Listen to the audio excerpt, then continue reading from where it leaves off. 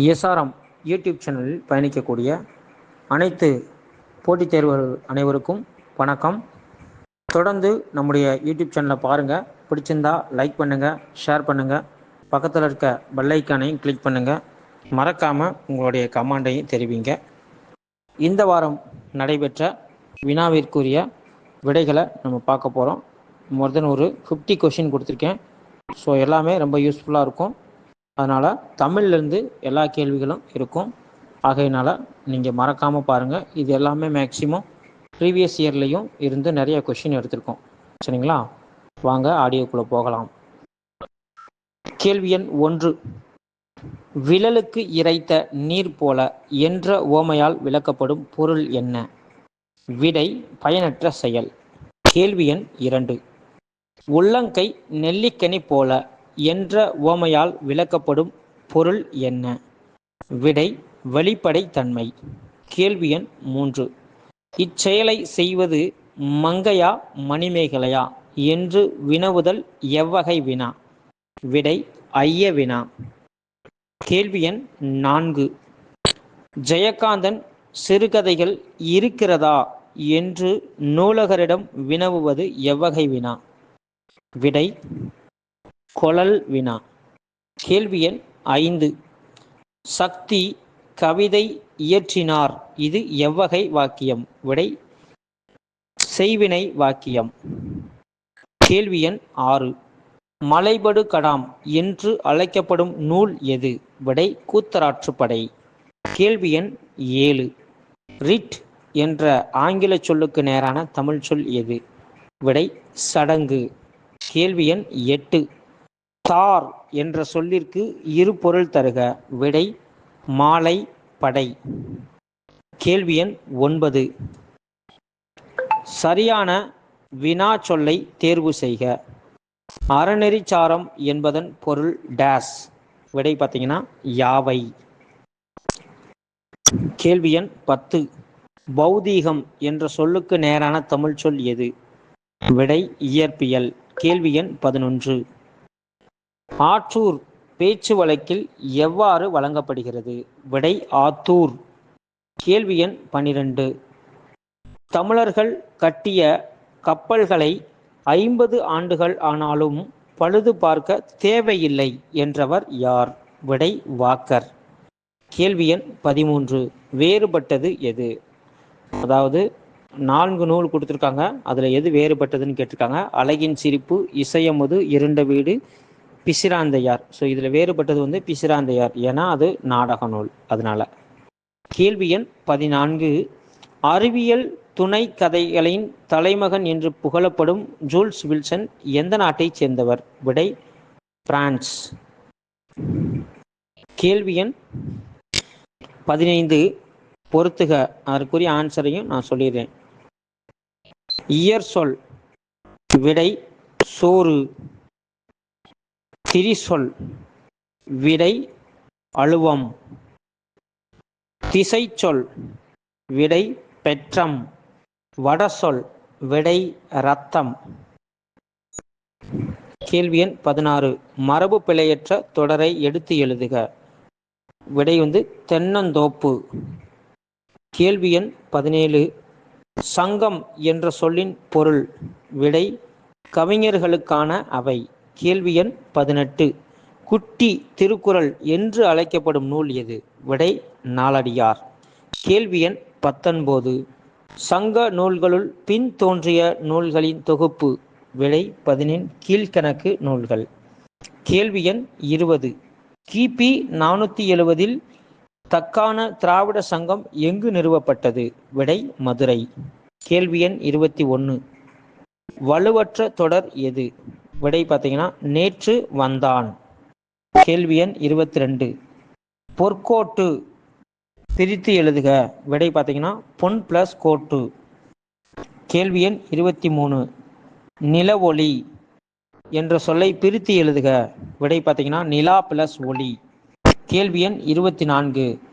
ராவண காவியம் புலவர் குழந்தையால் எழுதப்பட்டது. இது எவ்வகை வாக்கியம்? விடை செய்யப்பாட்டு வினை வாக்கியம். கேள்வி எண் 25. பொறுத்துக.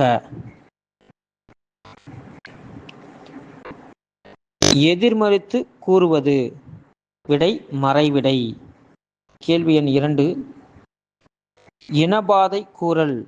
விடை இனமொழி விடை. 3. உடன்பாட்டு கூறல். விடை நேர்விடை.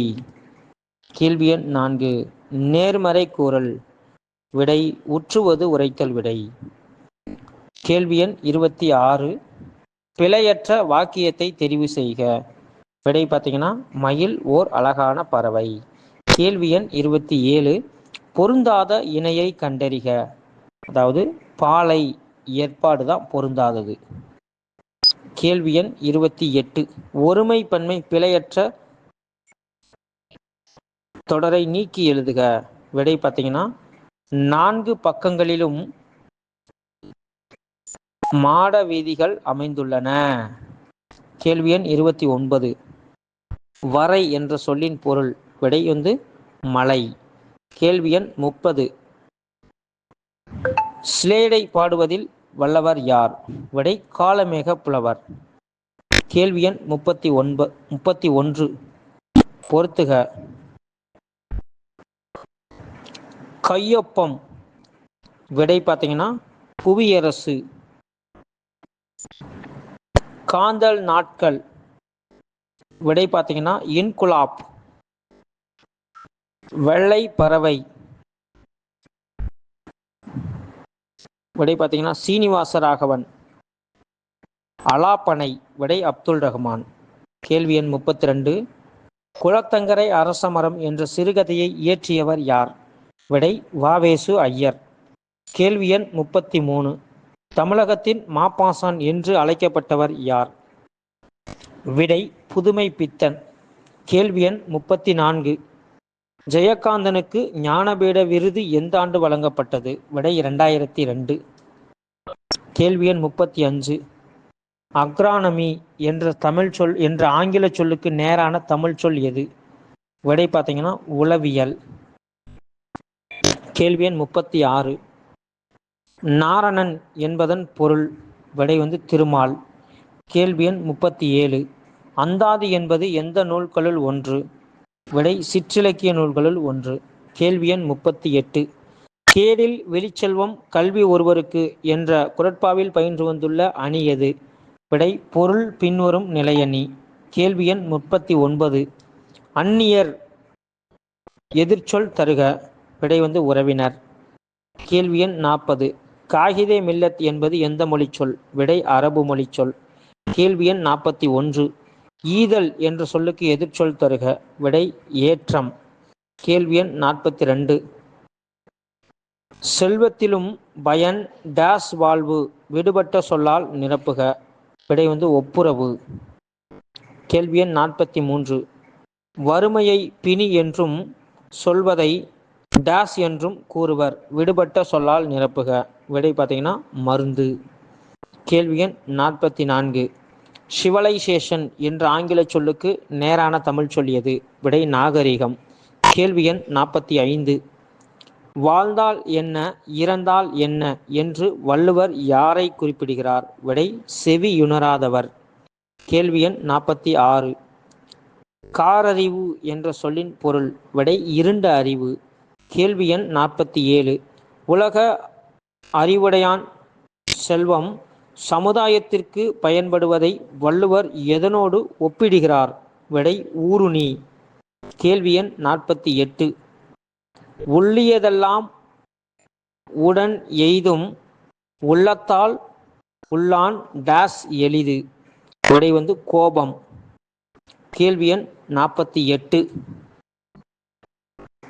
பற்றுக பற்றற்றான் பற்றினை அப்பற்றை பற்றுக பற்று விடற்கு என்ற பாடல் வரியில் அமைந்துள்ள எதுகை வகையை கண்டுபிடிக்க. விடை பார்த்தீங்கன்னா கூளை எதுகை. கேள்வி எண் 50. அளக்கொண்ட எல்லாம் அளப்போம் இழப்பினும் இந்த அடியில் அமைந்துள்ள எதுகையை எடுத்து எழுதுக. விடை பார்த்தீங்கன்னா மேற்கெதுவாய் எதுகை. நன்றி நண்பர்களே. தொடர்ந்து பாருங்க. மறக்காம நீங்கள் சப்ஸ்கிரைப் பண்ணுங்கள். அதே போல் ஒவ்வொரு வாரமும் நம்ம கொடுக்கக்கூடிய வினாவை படிச்சுட்டு போய் நீங்கள் தேர்வில் அப்ளை பண்ணி பார்க்கும்போது எல்லாமே நம்ம கொடுக்கக்கூடிய வினா உங்களுக்கு தேர்வுக்கு உகந்த வகையிலும் ஒரு மதிப்பெண்களை கூட்டி கொடுக்கக்கூடிய வகையிலும் அமையும். நன்றி.